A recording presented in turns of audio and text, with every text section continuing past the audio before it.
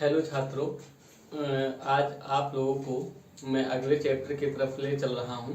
पहला चैप्टर मेरा आप सभी लोग वास्तविक संख्या के बारे में पढ़ चुके हैं। उसकी सारी थ्योरीज, उसके थ्योरम्स और जो क्वेश्चंस थे, लगभग इम्पोर्टेंट क्वेश्चन, एनसीईआरटी क्वेश्चंस और आपके एग्जाम में जो आ रहे थे, उन सभी को अभी तक डिस्कशन किया गया है। अब उसी के अगले क्रम में हम लोग पढ़ने जा रहे हैं। आज बहुपद पढ़ेंगे, पॉलिनोमियल, जैसा कि आप लोगों को यहाँ पर दिख रहा है। चैप्टर क्या है? पॉलिनोमियल।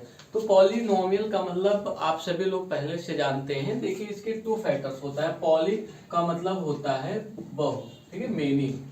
पॉली का मतलब होता है बहु, यानी इंग्लिश में कहें तो इसके अलग इंग्लिश क्या हो जाएगी? मेनी हो जाएगी। मेनी का मतलब बहुत या बहु, ठीक है, बहुत। और मियल का मतलब हो जाएगा नोमियल, ठीक है। यहाँ नोमियल से आपका हो जाएगा टर्म, इसका मतलब होता है टर्म। तो यहाँ पर हिंदी में इसको बोलते हैं पद। तो यानी बहुत पद, यानी हम ऐसे बीजीय व्यंजक के बारे में पढ़ेंगे जिसमें बहुत पद होंगे।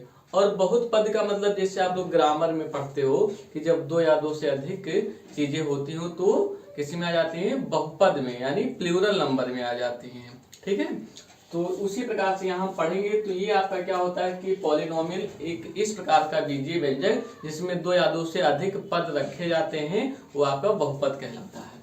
अब बहुपद, इसमें देखिए बीजीय व्यंजक की बात क्या होती है। तो बीजीय व्यंजक ऐसे व्यंजक जिसमें चरों के साथ लिखा जाता है। जैसे यहाँ पर देखिए, अब एक्स स्क्वायर लिख दिया गया, या 3x की पावर 4, या -5x की पावर 2 etc। ये सारे आपके क्या हैं? बीजीय व्यंजक हैं, पद हैं, ठीक है। तो ये सब पद हैं, टर्म्स हैं। जैसे देखिए यहाँ एक्स स्क्वायर हो गया, 3x की पावर 4 -5x की पावर 2। अब इसमें देखिए x जो है आपका, ये वेरिएबल है, और जो 3 और -5 है, ये क्या है? वास्तविक संख्या, क्योंकि वास्तविक संख्या आप सभी लोग पहले से ही जान चुके हो। तो ये आपकी वास्तविक संख्या हो गई है। तो देखिए, जो बहुपद होता है इसमें कोई परेशान होने की बात नहीं। इसका देखिए जो स्टैंडर्ड फॉर्म होता है, इसको हम px से लिखते हैं, जहां x आपका क्या होता है? कोई वेरिएबल है। अब x की जगह पे आप कुछ भी ले सकते हैं, any variable, x y t h, any variable ले सकते हैं, ठीक है। तो यहाँ देखिए p फॉर पॉलिनोमियल, इसलिए इसको हम लिख सकते हैं, इसका जो स्टैंडर्ड फॉर्म होता है a0 plus a1 x1 plus a2 x की पावर 2 प्लस a3 x की power 3 plus dot dot dot dot plus dot dot an x की पावर n, ठीक है। तो ये जो आपका पॉलिनोमियल दिख रहा है, ये स्टैंडर्ड फॉर्म है। अब यहाँ पर चाहो तो आप x की पावर 0 लिख सकते हो। क्यों?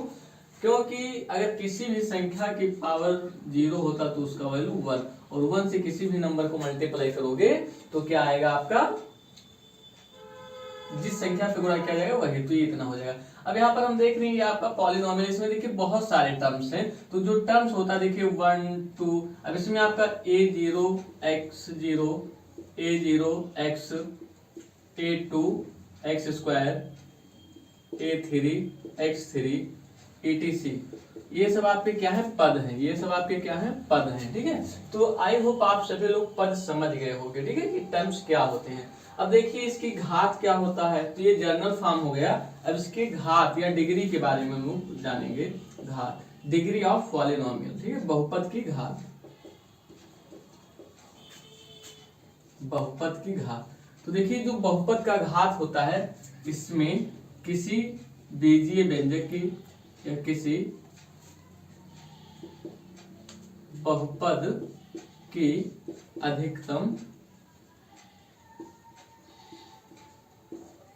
जो पावर होता है, अधिकतम पावर, हिंदी में घात बोलते हैं, अधिकतम पावर घात, उसकी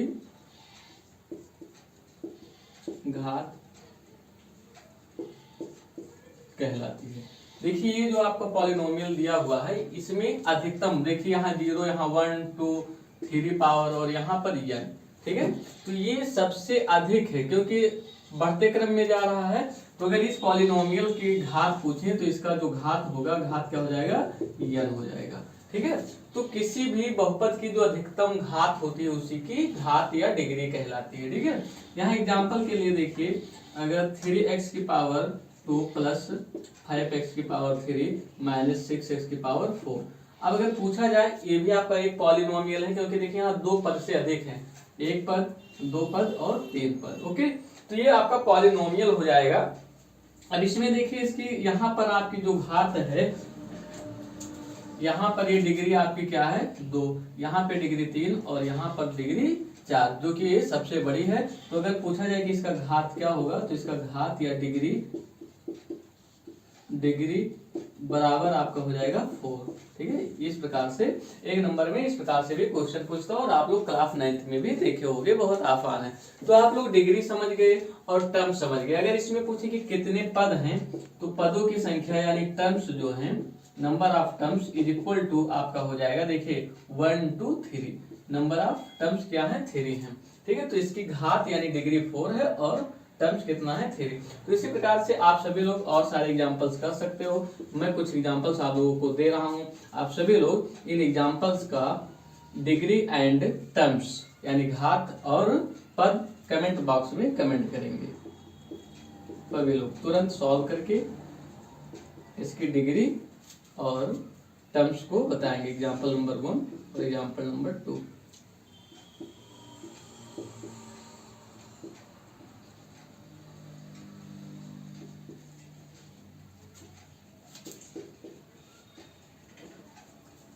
इन 2 क्वेश्चंस के जो एग्जांपल्स आपको दे रहे हैं, इनके आप सभी लोग हमें बताएंगे कमेंट बॉक्स में इसकी डिग्री क्या होगी, घात, और इसके टर्म्स यानी कितने पद हैं और इसमें। ठीक है, तो आई होप आप सभी लोग पॉलिनोमियल समझ गए होंगे।